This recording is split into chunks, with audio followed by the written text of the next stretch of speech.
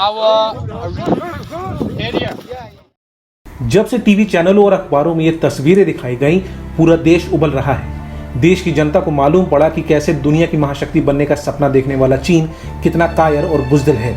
लोगों ने ये जाना कि कैसे चीनी सैनिकों ने रात के अंधेरे में हमारे वीर जवानों पर कील लगे डंडों और रॉडों से हमला किया और कैसे इसमें हमारे देश के 20 प्रहरी लड़ते लड़ते शहीद हो गए। बस इसी के बाद से देश की 135 करोड़ की जनता की रगों में बहने वाली देशभक्ति की भावना उबाल मारने लगी। लोग मुखर होकर कहने लगे कि चीन को सबक सिखाना है। सरकार चीन के खिलाफ जो काम करे वो करे, लेकिन इस बार जनता को भी कुछ कर दिखाना है। और ऐसे में एक आवाज उठी चीन के सामान के बहिष्कार की। घरों की आंगन से लेकर सोशल मीडिया तक एक आवाज बुलंद होने लगी, बॉयकॉट चीन। लोग कस्में खाने लगे कि वो चीनी सामान को नहीं खरीदेंगे। न त्योहारों में चीनी लड़ियों से रोशनी की जाएगी और न चीन में बने हिंदू देवी देवताओं की मूर्तियों की आराधना होगी। यहाँ तक कि मच्छर मारने वाला रैकेट भी चीन का नहीं होना चाहिए। सब कुछ स्वदेशी होगा, देश में बना होगा। सरकार ने भी इसी क्रम में 59 चीनी ऐप्स पर प्रतिबंध लगा दिया। लेकिन आज सवाल देशभक्ति का नहीं, वास्तविकता के पटल पर यह समझने का है कि क्या हम चीनी सामान का वाकई बहिष्कार कर सकते हैं या फिर ये उबाल मारता जोश सिर्फ चंद दिनों का है। क्या चीन में बनी लड़ियों और मूर्तियां ही दुकानों में बिकती हैं या फिर भारत में ऐसी कई चीजें हैं जहां पर चीन मौजूद है और हमें पता नहीं। लेकिन इससे पहले हम आपको ये बताएं कि चीन भारत में कहां पर है। पहले ये जानते हैं कि भारत में चीन ने कहां पर निवेश किया है। फिक्की की एक रिपोर्ट बताती है कि चीन का सबसे ज्यादा निवेश भारतीय स्मार्टफोन बाजार में है। देश का स्मार्टफोन बाजार करीब 2 लाख करोड़ रुपए का है, जिसके 72% हिस्से पर चीन का कब्जा है। आज भारत में बिकने वाला हर 5 में से 4 स्मार्टफोन चीनी ब्रांड का होता है। स्मार्टफोन के बाद बारी आती है उन पर चलने वाले ऐप्स की। तो आपको बता दें कि देश का 40% ऐप मार्केट चीनी ऐप से भरा पड़ा है। पबजी, यूसी ब्राउजर और सबसे चहेता टिकटॉक, जिसे भारत सरकार ने बैन कर दिया है, चीनी ऐप है, जिसे हम और आप अपने स्मार्टफोन पर बड़े ही धड़ल्ले से चलाते हैं। ऐप बाजार में चीन की पहुंच का अंदाजा सिर्फ इस बात से लगाइए कि देश की 45 करोड़ जनता स्मार्टफोन का इस्तेमाल करती है, जिसमें से करीब 66% लोग यानी करीब 30 करोड़ जनता कम से कम एक चीनी ऐप का इस्तेमाल करती ही है।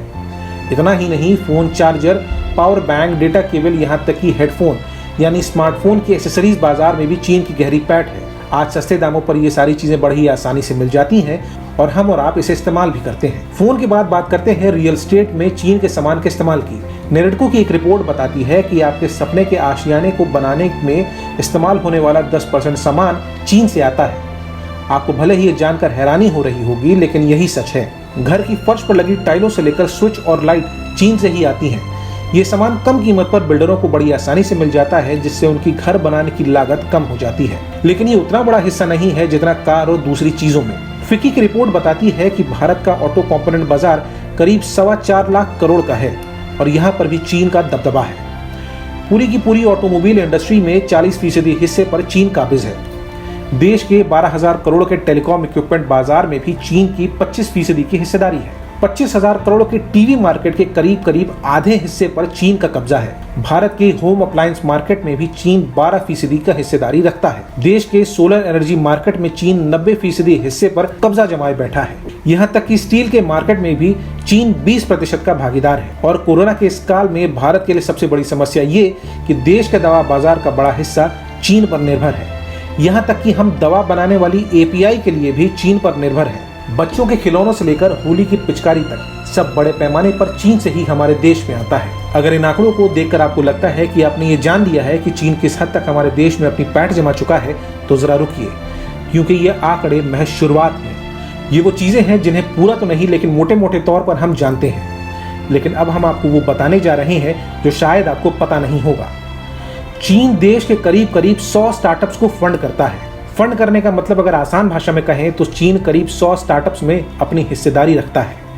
और चीन की भारत की कंपनियों में निवेश करने वाली सबसे बड़ी कंपनी सॉफ्ट बैंक है। चीन ने भारत के स्टार्टअप जैसे Grofer, Big Basket, OYO, Uber, Policybazaar, Delhivery, FirstCry, InMobi, Housing.com, WeWork, Zomato, Swiggy, Lenskart, Flipkart, Snapdeal, Byju's, ibibo, MakeMyTrip, Paytm और पेटीएम मॉल में निवेश कर रखा है। अगर सिर्फ और सिर्फ पेटीएम की बात करें, जो इस देश में 2010 से कारोबार कर रही है, और जिसे आज देश का करीब करीब हर इंसान इस्तेमाल करता है, उसमें उसके मालिक यानी विजय शेखर शर्मा की सिर्फ 14.67% हिस्सेदारी है। चीन की एक कंपनी एंड फाइनेंशियल्स ने पेटीएम में 29.71% हिस्सेदारी ले रखी है। इसके बाद सॉफ्ट बैंक विजन फंड का नंबर आता है, जिसकी हिस्सेदारी 19.63% है और SAIF पार्टनर्स की कंपनी में 18.56% हिस्सेदारी है।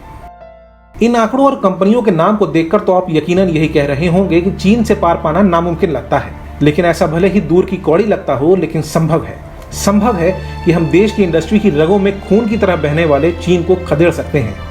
लेकिन उसके लिए जरूरी है कि देश में व्यापार को बढ़ावा मिले, नियम और कायदे आसान किए जाएं, कंपनियों को रियायतें दी जाएं। लेकिन उससे भी पहले लाल फीताशाही और सरकारी विभागों में हक की तरह बंटने वाले चढ़ावे को प्रथा को खत्म किया जाए, क्योंकि जब तक ऐसा नहीं होता, हम भले ही चीनी रैकेटों से मच्छर ना मारे, लेकिन चीन की फंडिंग से चल रही कंपनियों की सेवाएं लेने और उनसे सामान खरीदने से खुद को नहीं रोक पाएंगे।